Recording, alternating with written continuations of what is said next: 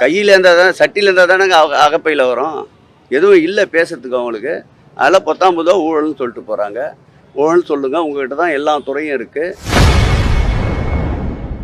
தமிழகத்தில் நடைபெறும் ஊழல் பற்றி பேச விரும்பவில்லை என மத்திய அமைச்சர் நிர்மலா சீதாராமன் கூறியது குறித்து செய்தியாளர் எழுப்பிய கேள்விக்கு அமைச்சர் சேகர் பாபு பதிலளித்துள்ளார்.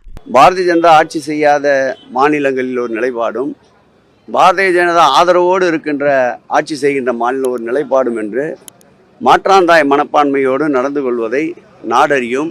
என்னதான் நிதியமைச்சர் மாதம் ஒரு முறை அல்ல 2 முறை தமிழகத்திற்கு வந்து கோயபால் தத்துவத்தின்படி திரும்ப திரும்ப பொய்யையே உறக்க சொல்லி கொண்டிருந்தாலும் மக்கள் நம்ப தயாராக இல்லை.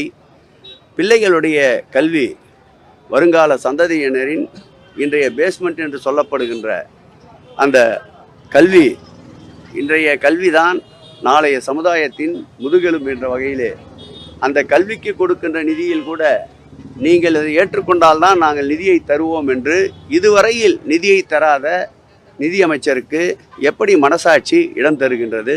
அவரும் தமிழ் பேசுகின்ற ஒருவர், தமிழ்நாட்டை சார்ந்தவர். இப்படி தமிழகத்தை வஞ்சிக்கின்ற போக்கு ஒன்றியத்திலே நடந்து கொண்டிருக்கின்ற இந்த வேளையில் அவர் வாய்க்கூசாமல் இப்படி உண்மையை மூடி மறைப்பது வேதனைக்குரிய ஒன்றாகும். சென்னையில பேசக்கூடிய என்ன சொல்லியிருக்காங்கன்னா, இங்க நடக்கக்கூடிய ஊழலை பத்தி நான் பேச விரும்பல அப்படின்னு சொல்லியிருக்காங்க. பேசட்டும் பேசினா தானே நல்லா இருக்கும்.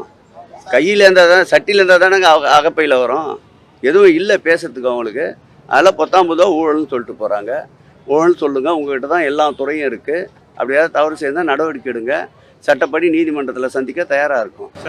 அதே போல் அதிக வரி நாங்கள் தரோம், அதுக்கு ₹1 இவ்வளோ தரீங்க, அந்த வாதமே தப்புன்னு மத்திய நிதியமைச்சர் சொல்கிறாங்க.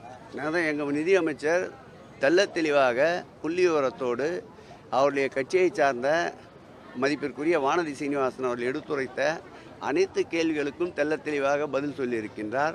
அவரால் அந்த வாதத்தில் அவர்கள் தரப்பு நியாயத்தை நிரூபிக்க முடியவில்லை. வேண்டுமென்றால் எங்கள் நிதியமைச்சரோடு மத்திய நிதியமைச்சரை, எங்கள் நிதியமைச்சரோடு மத்திய நிதியமைச்சரை வாதிட சொல்லுங்கள். செய்திகளை உள்ளது உள்ளபடி தெரிந்து கொள்ள ரெஃப்ளெக்ட் நியூஸை சப்ஸ்கிரைப் பண்ணுங்க.